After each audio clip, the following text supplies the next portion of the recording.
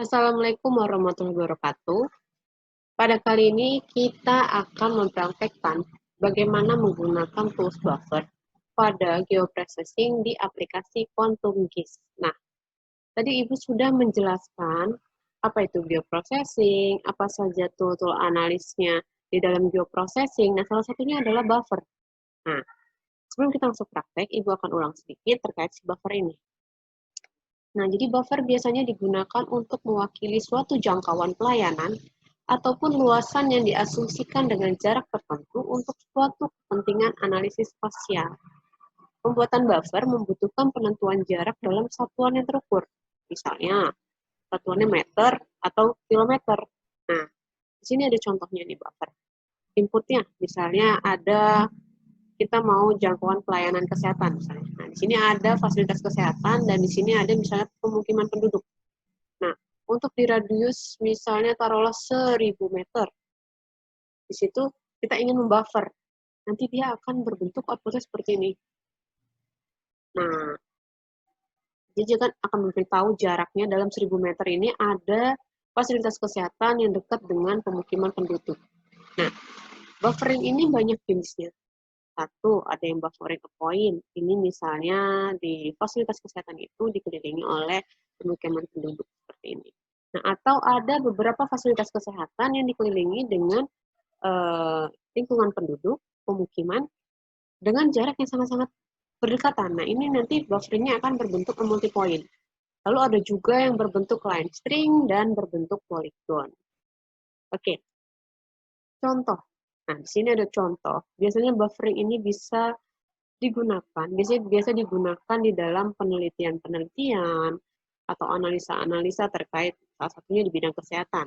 Ini contohnya yaitu bagaimana pola buffering dan clustering penderita malaria di pesisir selatan kota Bandar Lampung. Nah, ini hasilnya seperti ini bufferingnya.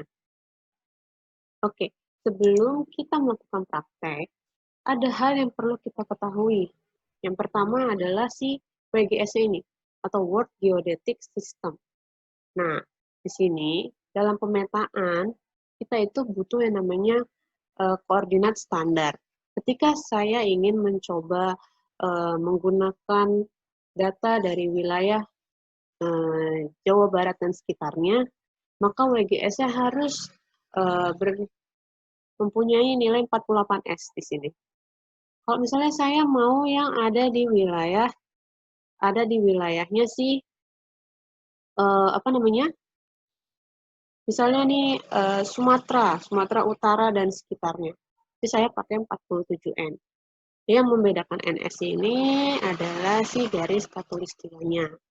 Nah, tapi kalau untuk dalam melakukan buffering, kita tidak menggunakan WGS, tapi kita ganti ke istilahnya adalah UTM. UTM ini Universal Transverse Mercator. Jadi nanti si CSR-nya, kalau si CSR-nya memberikan informasi, data ini masih sifatnya WGS, misalnya Ibu pakai yang Jawa Barat sekitarnya, 48S gitu.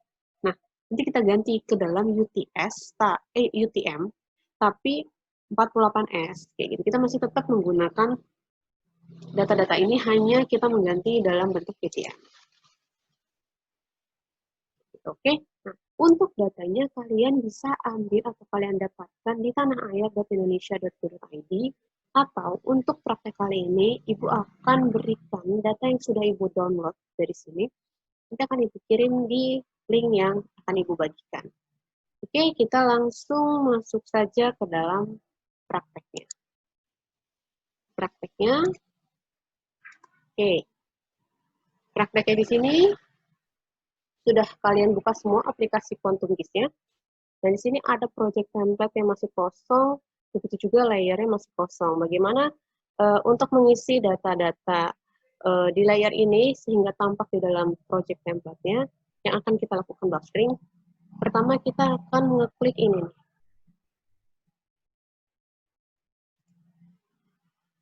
Oke, nah di sini ada namanya Open Data Source. Nah, ini kita klik, lalu kita pilih vektor. Nah, di sini ada vektor dataset. Karena kita ingin melakukan buffering, berarti kita butuh beberapa data. Nah, ini kita klik, karena Ibu sudah download datanya. Jadi, Oke, Ibu akan pakai kota Jakarta Timur. Nah, di kota Jakarta Timur ini, misalnya kita ingin menganalisa suatu tempat pelayanan kesehatan yang dekat dengan pemukiman penduduk yang ada di kota Jakarta Timur. Jaraknya dalam jarak tertentu.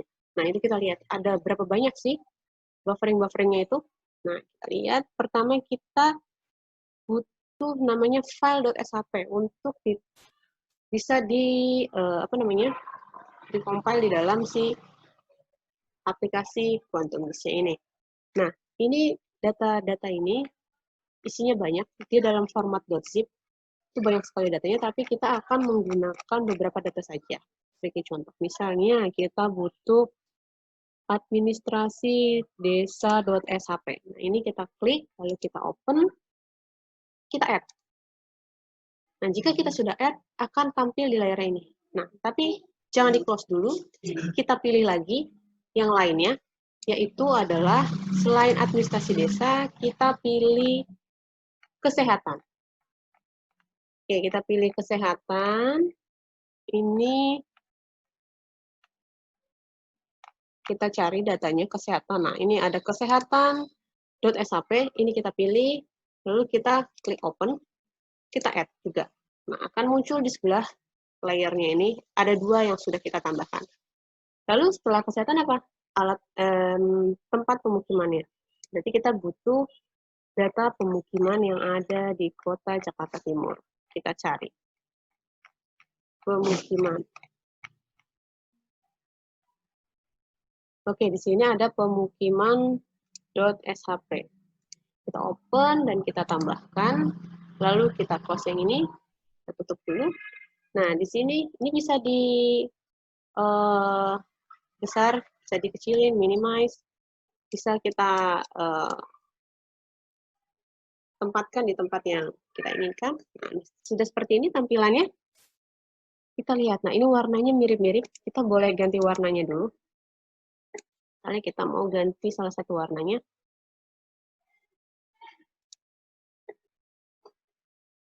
Ini kita ganti warnanya, kita mau ganti warna ini aja. Kasih ke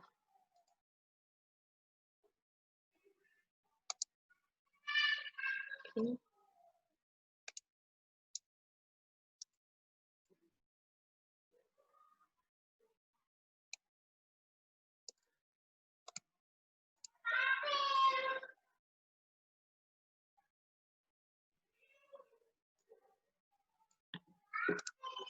Ini warna administrasi desanya. Lalu di sini ada kesehatan dan ada pemukimannya. Cuman titik-titik kesehatan ini tertutup oleh pemukiman. Caranya gimana? Ini kita pindahin aja di layar ini, kita ke ataskan si kesehatannya di atas pemukiman. Nah, maka titik-titiknya akan pindah ke atas. Nah, di sini terlihat bahwa ada beberapa tempat pelayanan kesehatan dan dikelilingi oleh pemukiman penduduk. Nah, cuman kita ingin lihat dalam radius berapa meter, misalnya taruhlah 1000 meter atau 5000 meter, kita melihat ada nggak sih di wilayah penduduk yang ini tempat kesehatan yang mana sih yang dekat dengan pemukiman penduduk itu? Nah, itu kita lihat. Tapi sebelum kita melakukan buffering, tadi sudah dijelaskan si kesehatannya ini atau data kesehatan ini CSR-nya harus kita ganti dulu ke UTM. Kita lihat di properti. Nah, di informasinya ini, nah CSR-nya masih bersifat WGS 84. Ini harus kita ganti dulu ke dalam UTM. Oke? Kalau kita ganti gimana caranya? Berarti kita membuat data baru. Ini caranya kita ekspor save feature as. Di sini saya simpan dulu namanya. Kita ganti kesehatan QTM. Oke. Ini kita save di data tadi tempat Ibu simpan. Oke, kita simpan di sini, ini kita save. Nah, ini WGS-nya kita ganti menjadi UTM. Ini kita ganti coba. UTM zone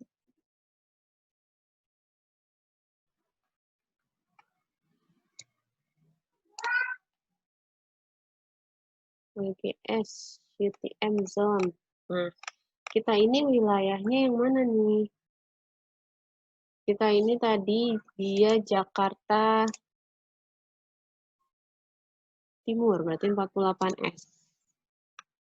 WGS.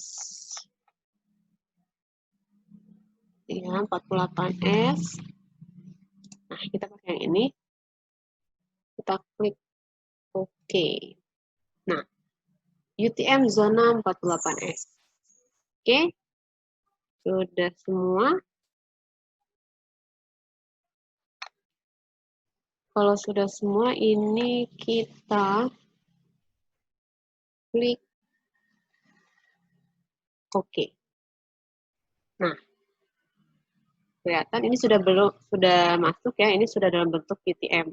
Oke, karena kita tidak menggunakan yang ini lagi, ini boleh kita nonaktifkan layarnya, atau bisa kita remove dari tempat ini.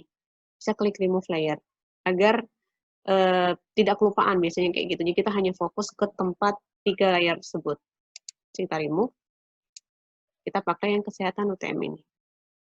Oke, setelah sampai sini kita mau melakukan buffering.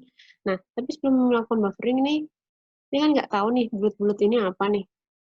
Titik-titik ini apa, walaupun di tulisannya kesehatan. Kita ganti boleh simbolnya. Menjadi simbol kesehatan, gitu ya. Nah, misalnya kita bisa klik simbologi di sini, kita bisa pilih Topo Hospital, misalnya seperti itu. Nah, ini bisa kita ganti warnanya, bisa kita ganti size-nya, dan sebagainya. Misalnya saya di sini mau menggunakan size-nya 4 gitu ya. Oke. Kalau sudah, kita klik OK. Nah, ini jadi kelihatan, lebih terlihat ya. Sini ada beberapa titik tempat pelayanan kesehatan. Nah, selanjutnya kita akan melakukan buffer untuk melihat di jarak tertentu di wilayah pemukiman penduduk ini apakah ada tempat pelayanan kesehatannya. Nah, caranya gimana? Kita klik ini, si data kesehatannya, lalu kita pilih vektor, Geoprocessing Tools, lalu klik buffer. Nah, di sini input layernya yang kita gunakan adalah si kesehatan. Untuk jaraknya, ini bisa kalian gunakan meter, kilometer, feet, miles, and yard. Nah, ini Ibu contohkan dalam bentuk meter. Kita contohkan dalam 1000 meter, seperti itu. Nah, di sini kita centang di solve result. Ini artinya menggabungkan dalam wilayah 1000 meter, wilayah pemukiman penduduk, apakah ada tempat pelayanan kesehatan. Setelah ini selesai, kita klikkan, akan muncul layar baru, namanya buffer. Nah, di sini akan menampilkan tempat-tempat mana saja yang terlihat jaraknya. Nah, ini kita close. Nah, ini muncul seperti ini. Nah, ini layar kesehatannya kita pindah ke atas biar lebih jelas. Nah, oke. Selesai. Sampai sini kita bisa lihat bufferingnya. Tadi yang sudah teori Ibu paparkan di awal, ada yang bentuknya single, ada yang bentuknya multi. Ini multi karena ya di dalam radius 1000 meter, radius 1000 meter, ternyata di wilayah pemukiman penduduknya ini ada tempat pelayanan kesehatannya. Nah, oke, kurang lebih sampai sini dulu materi terkait bufferingnya. Silakan kalian semua mencoba. Nanti Ibu akan berikan datanya. Kalau Ibu mencontohkan Jakarta Timur, silakan nanti Ibu berikan beberapa kota ataupun kabupaten. Silakan dicoba, pilih yang mana yang ingin kalian lakukan buffer. Oke, kalau gitu Ibu akhiri praktek kali ini. Assalamualaikum warahmatullahi wabarakatuh.